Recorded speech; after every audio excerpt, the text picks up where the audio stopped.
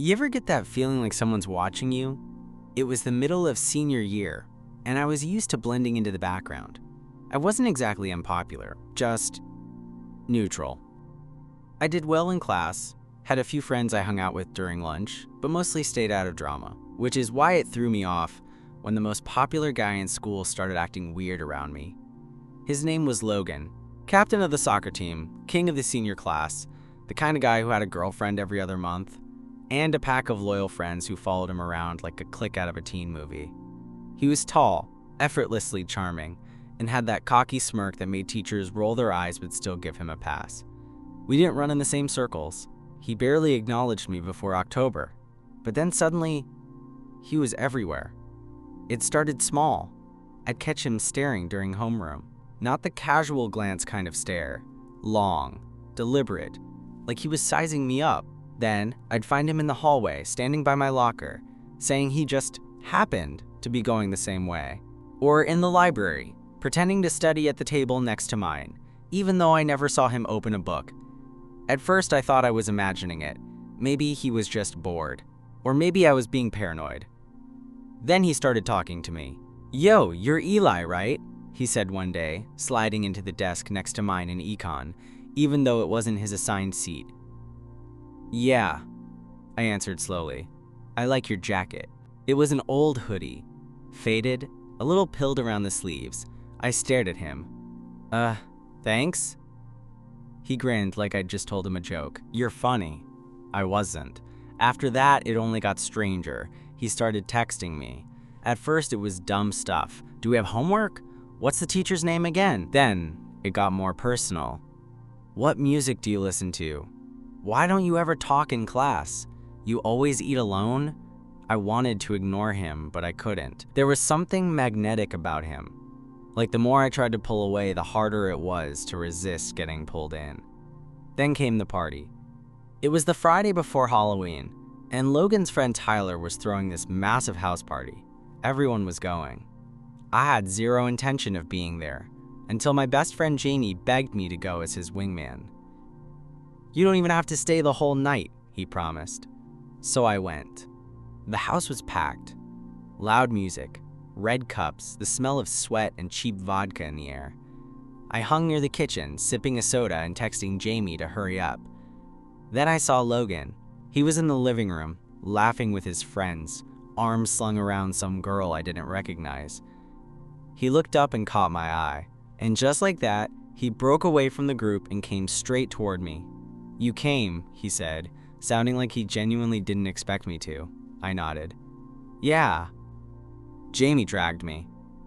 Logan smiled, leaning close like he couldn't quite hear me over the music. "Want to go somewhere quiet?" I blinked. "What?" "Just to talk," he said, already grabbing my hand. "Come on." Before I could protest, he was leading me down the hall, past a group making out on the stairs, into a guest bedroom that smelled faintly of pot and body spray. He shut the door behind us. I stood awkwardly by the dresser. "So, what's this about?" Logan shoved his hands into his pockets, pacing the room like he was building up to something. "You ever wonder what it's like to kiss someone you're not supposed to?" he asked. I stared at him. "Is this some weird game?" He stepped closer. "It's just a question." I swallowed. "I guess." He hesitated for half a second, then leaned in and kissed me. It wasn't gentle. It wasn't rough. It was somewhere in between. His lips were soft but certain, like he'd thought about it, practiced it even.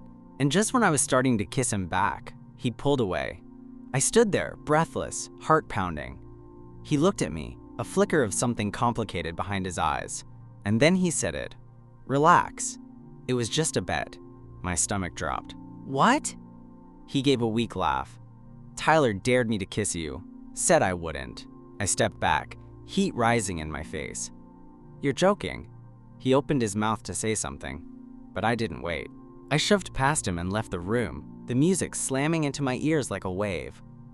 I didn't look back, but here's the thing. I couldn't stop thinking about it, because the way he kissed me, that wasn't a joke. And that was only the beginning. I didn't go to school the following Monday. I wasn't sick, I wasn't even tired. I just couldn't face the possibility of walking past Logan in the hallway, pretending like nothing happened, or worse, seeing him laughing with his friends like it really was all just a dare. I stayed in bed most of the day, phone face down on my nightstand, letting texts pile up. Jamie, dude, where are you? Did something happen at the party? You okay? I didn't answer, not yet, because no matter how much I tried to shake it, the kiss kept replaying in my head. The way Logan had looked at me before it happened, almost nervous. The way his fingers had hesitated for a second before he leaned in. The pressure of his hand on my waist, none of it felt like a joke. It wasn't just a peck to win a dare. It had meant something.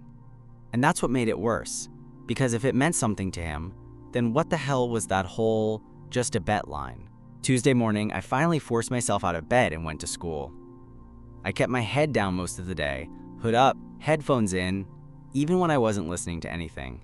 I just didn't want to be noticed. By 7th period, I thought I'd made it through the day. Then I walked into the computer lab, and there he was, Logan, sitting in my usual seat. He looked up the moment I entered. His eyes caught mine, and he gave this tiny nod. I almost turned and walked out, but the teacher was already behind me, telling me to find an open computer. I sat 2 seats down from him, ignoring the way my pulse spiked. After a few minutes of pretending to check my email, I felt a folded piece of paper slide across the table. I stared at it. Then, reluctantly, opened it. Can we talk? Just us. After class. I didn't write back. When the bell rang, I stayed seated, pretending to shut down my computer while the rest of the class filtered out. I could feel him still there, waiting. Finally, it was just us. You didn't answer my texts, he said quietly. I didn't feel like it, I muttered, not looking at him. He shifted his weight. Look, I know what I said was messed up, I scoffed, finally turning toward him. Yeah? Just a bet? You think that's a fun thing to say to someone after you kiss them? His expression twisted. I panicked, okay? I didn't think you'd actually let me. And when you did, it felt real, and that scared the shit out of me. I stared at him. Why? Because I don't know what the hell I'm doing, he said. Because people like me, we don't get to want people like you. I narrowed my eyes. People like you? You mean the straight guy everyone worships at school? He flinched. I'm not straight, he said, barely above a whisper. That shut me up. I've never said that out loud, he added, rubbing the back of his neck. Not to anyone. I didn't know what to say. He kept going. It wasn't a bet. Tyler dared me, yeah. But I would have kissed you even if he didn't. I've wanted to for a while now. I swallowed hard. My voice came out quieter than I expected. Then why not just say that? Because I thought you'd laugh in my face. Because I thought if I made it sound like a joke, it wouldn't feel so terrifying if you didn't feel the same. I let the silence stretch between us. Finally, I asked, so what do you want now? He looked at me, eyes raw and honest in a way I'd never seen from him before. I want to try again, he said, but this time, for real. No games, no dares, just us. And despite everything, despite how much I wanted to be mad, I found myself nodding. Okay. His face lit up like he wasn't expecting me to say yes. I stood up and slung my backpack over my shoulder. But if you ever pull that, just a bet, crap again, I'll punch you in the throat. Logan grinned. Fair enough. For the next few days, we kept things quiet. No labels, no declarations, just stolen moments in empty hallways, glances across the classroom, and that quiet buzz in my chest every time his hand brushed mine when no one was looking. We didn't talk about what it meant. Not yet. It felt too fragile, like speaking it aloud might snap the whole thing in half. But still, it was something, realer than anything I'd felt in a long time. The first time we kissed again was behind the gym. No one was around. Soccer practice had ended early, and the sun was setting over the bleachers, casting this warm orange glow on everything. He leaned in slow, no dare this time, no excuses, just him. And me. And when he pulled away, I saw it in his eyes. This wasn't confusion. He knew. He wanted this. But with Logan, nothing could stay quiet forever. The first crack came that Friday. We were walking out of class when one of his friends, Tyler of course, caught up to him in the hallway. Loud, obnoxious, and always saying the worst thing at the worst time. "Yo, Logan," he called. "You got that physics worksheet?" Logan stiffened. I was walking beside him, just close enough to feel his body tense. Tyler's eyes flicked to me. "Oh, hey, Eli. You still tutoring Logan in secret or whatever?" He laughed like it was a joke, but there was an edge to it. "Yeah," I said, keeping my tone neutral. "You should join. Might help your grades." Logan let out a short laugh, but it was hollow. Tyler's grin widened. Right. Just don't let him kiss you again for extra credit. That stopped us both." I turned. "What did you just say?" Tyler shrugged, smug. "Nothing, man. Just playing." But Logan's expression gave him away. My stomach sank. "You told him?" He opened his mouth, closed it again. "Not like that." "You told him," I repeated, my voice lower now. "After everything, you told him?" "Eli, I didn't mean to. It came out, His voice trailed off as Tyler stood there watching the scene like he was at a movie theater. I shook my head. "Unbelievable." "Wait, don't go," Logan said, grabbing my wrist, but I pulled away. "I should have known this was still a game to you." "It's not. Could have fooled me." I walked off, heart pounding in my ears. "I didn't talk to him all weekend," he texted. "Called. Even had Jamie come by my place to check on me." But I needed space, because as much as I wanted to believe in the version of Logan I'd seen behind closed doors, the truth was, we lived in different worlds. I wasn't ready to be someone's secret. And I definitely wasn't ready to be someone's joke. It wasn't until Monday morning that I saw him again. He was waiting by my locker, looking like he hadn't slept, hoodie pulled up, hands in his pockets, eyes darting toward me every few seconds like he didn't know if I'd stop or just blow past him. I stopped. "Before you say anything," he said quickly, "I messed up." "Yeah," I replied. "You did." He looked up, and for once, there wasn't that confident, easy charm he always wore. He looked vulnerable. "Honest. I told Tyler the truth," he said. "Not because I was bragging. Not because it was a joke. He saw us behind the gym on Friday. He already knew. I just didn't lie about it." I blinked. "Wait, he saw us?" Logan nodded. "And I didn't deny it. I said, yeah, we kissed. Because I'm done pretending it didn't happen. I'm done acting like this is some accident." I crossed my arms. "And what did he say?" Logan gave a half smile. He called me a sneaky little bisexual, and then asked if we were exclusive. I raised an eyebrow.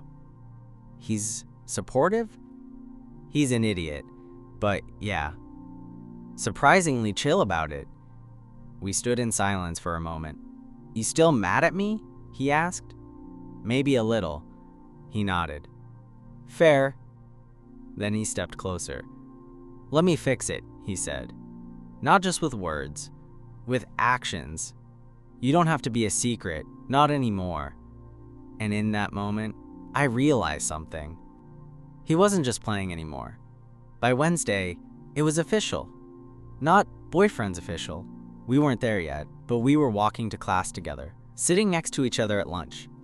Logan even brushed my hand in the hallway once when no one was looking, and I saw the smallest smile play at the corners of his mouth when he did. It was subtle, but it was real. We still didn't talk about what we were. Labels felt too heavy, too soon. But it was like the air between us had shifted. His texts went from vague one-liners to things like, "Missed you today," and "What are you doing after school?" And at night, he'd call me, not to talk about homework, just to talk. About nothing. About everything. I learned he hated ketchup, that his mom lived 2 hours away and he didn't see her much, that he used to draw in middle school but stopped because someone told him it was too soft. He learned that I sleep with one sock on, that my dad left when I was 10. That sometimes, when I'm alone, I hum to myself to fill the silence. It was slow, quiet, until it wasn't. It happened on a Friday.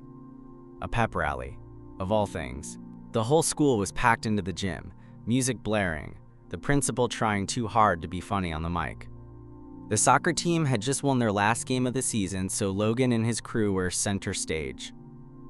Literally, I stood with Jamie near the back bleachers, trying to act interested. Jamie kept elbowing me every time Logan looked in our direction. "Dude, so obvious," he whispered. "Shut up," I muttered, but I couldn't help the stupid smile on my face. Then came the moment. The principal handed Logan the mic. "Logan Walker, star forward. Any words for your fans?" Logan took the mic, still out of breath, his jersey sticking to his chest. He laughed, said a few jokes, and then paused. "There's, actually something I want to say." I stiffened. "This year's been weird," he said, scanning the crowd. "And kind of amazing." People chuckled. He glanced in my direction. Dead center. Locking eyes. "There's someone here who, kind of changed my whole year?" I froze. Jamie muttered, "No way." Logan scratched the back of his head, a nervous tick I'd come to recognize. "A while back, I did something stupid, made a dumb bet. Kissed a guy to prove a point." The gym went quiet. Dead quiet. And after that, I realized the only dumb part was that I almost ruined something really good before it had a chance to start. A few people started whispering. I could feel eyes shifting toward me. Logan cleared his throat. "So if he's out there, and I know he is, this is me saying it wasn't a joke. It never was. I meant it." Silence. A beat. Then applause. Hesitant at first, then bigger, louder. Jamie nudged me. "Dude, say something." I didn't. I walked. Straight down the bleachers, past the cheerleaders, past the teachers, onto the court, right up to him, and kissed him. In front of the whole school. I heard someone whistle, someone else gasp. Logan kissed me back like he didn't care who saw. When we finally pulled apart, he whispered, "Told you I'd fix it." I looked at him, my heart thudding against my ribs. "Yeah," I said, "you did." I expected fallout. I mean, public kiss, school gym, mic drop confession, that's the kind of thing people don't forget. And yeah, the days that followed were weird. Whispers in the hallway. Sideways glances from people who used to ignore me. A few smirks from guys who clearly thought it was hot, and a couple murmured slurs from those who didn't. But the weirdest part, it wasn't bad. It wasn't good, exactly. But it wasn't the nightmare I'd always imagined. Partly because Logan never flinched. He didn't avoid me, didn't pretend it hadn't happened. He stood next to me in the cafeteria like he always had with his friends, only now I was the one at his side. He even walked with his arm around me once, casually, like we'd been doing it for years. And when people stared, he stared back, unfazed.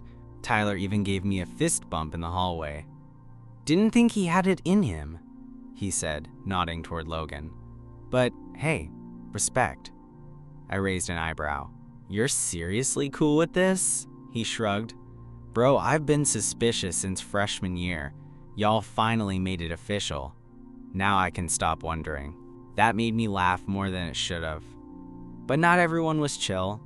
Logan's ex, Amanda, was the first to go nuclear.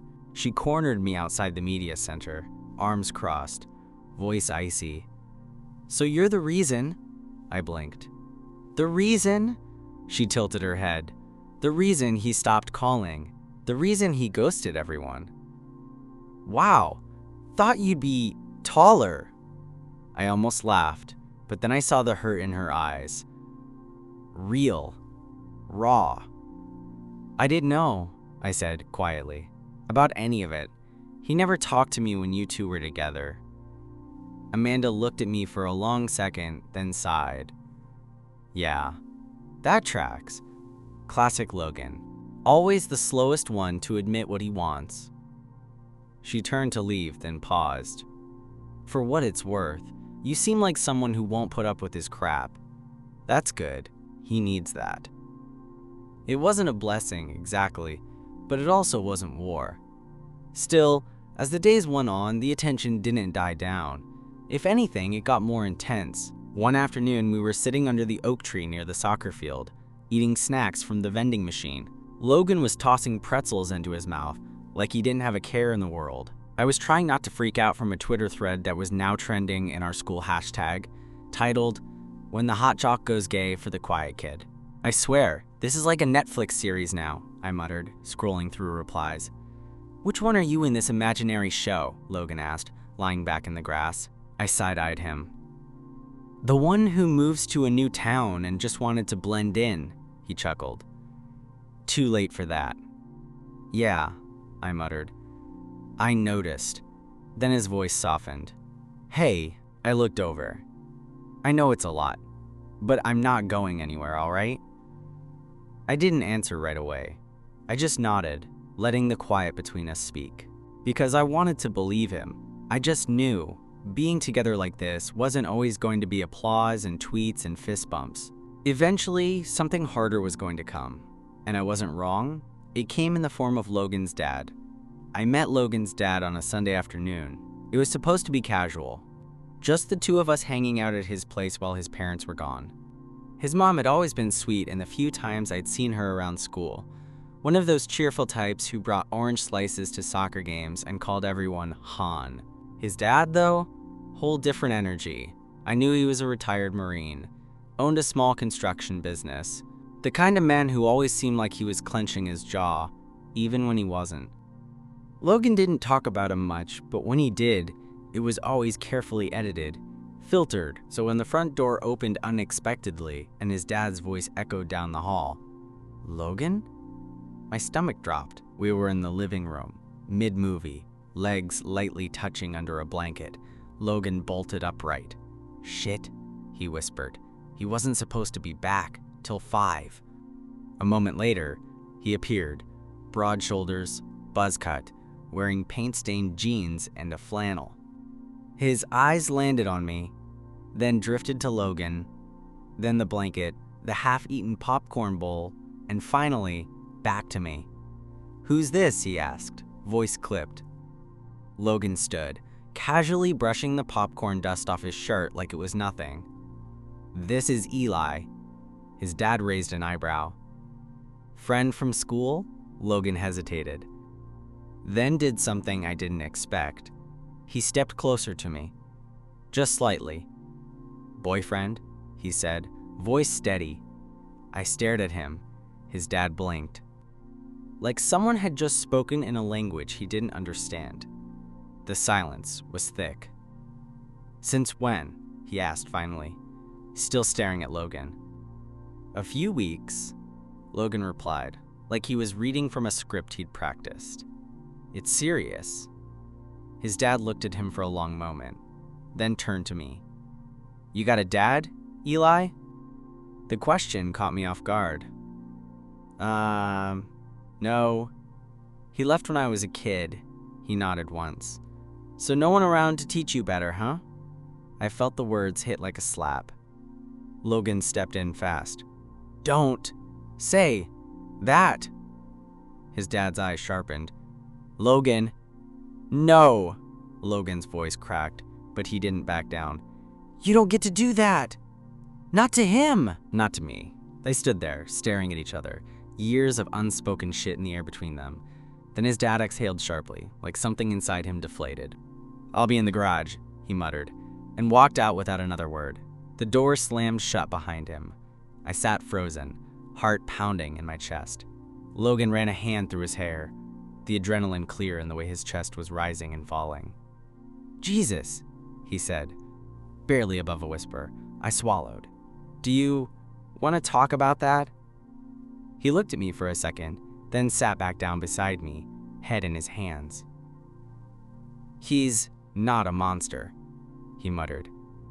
Just broken. I didn't know what to say. So I didn't say anything. I just leaned into him. Let my shoulder rest against his. And for the next hour, we sat in silence. Not because we didn't have things to say, but because some things don't need to be said right away. They just need to be felt. The next week was quieter. Not bad. Just more subdued. After the thing with Logan's dad, something shifted. He didn't talk about it again, and I didn't push. But I could tell something heavy was sitting on his shoulders.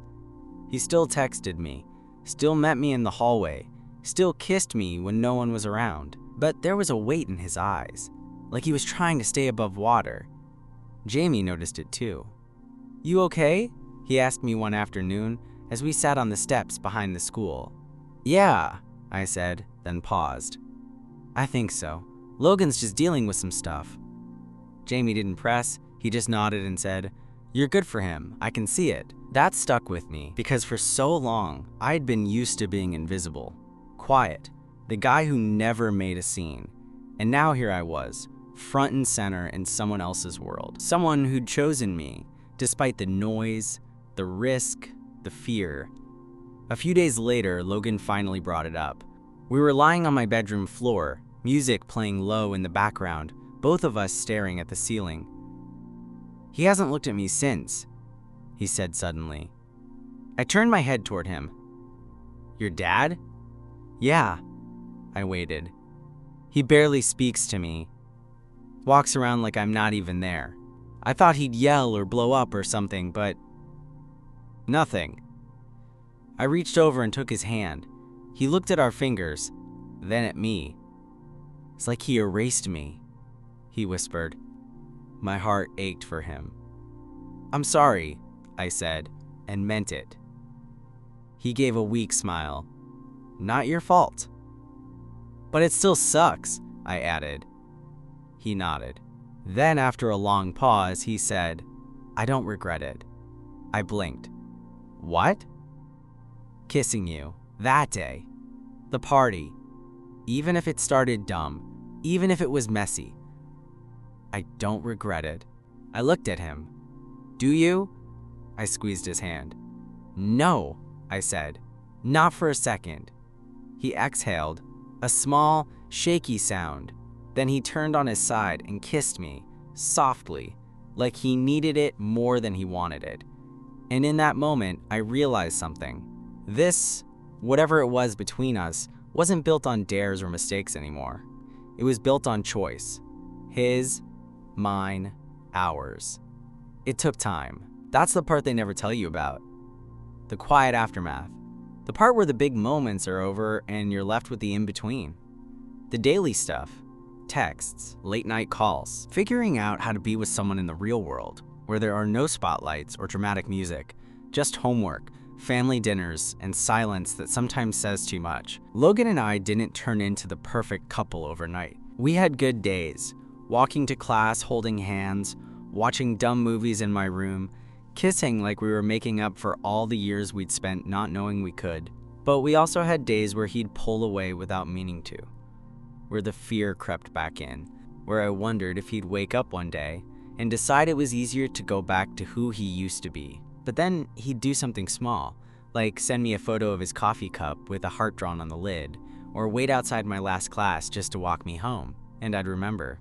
He was still here. He hadn't run. Neither had I. One Saturday afternoon, we were sitting on the bleachers after his soccer practice. I was watching the sky turn soft and pink while Logan tied his cleats, sweating and still catching his breath. Come with me next weekend, he said, out of nowhere. Where? My mom's place. She's been asking about you. I raised an eyebrow. She knows? He grinned. She guessed. Moms always know. I laughed. What'd she say? That she's glad I finally stopped being an idiot. I shook my head, smiling. He looked over at me, expression shifting from playful to serious. I meant what I said, you know. Which part? That first night, he said. When I said it wasn't just a bed. I nodded slowly. I know, he leaned in, forehead resting lightly against mine. but I want to say it again, just so there's no doubt. "You've said it enough," I whispered. He kissed me, right there, in the open, in broad daylight. A couple of teammates whistled from across the field, but we didn't care. Because it wasn't about them, it was about us. About how something that started as a stupid dare turned into the most unexpected, real thing in my life. About how he kissed me once and called it a joke, but meant every second of it, and how I kissed him back and meant it even more.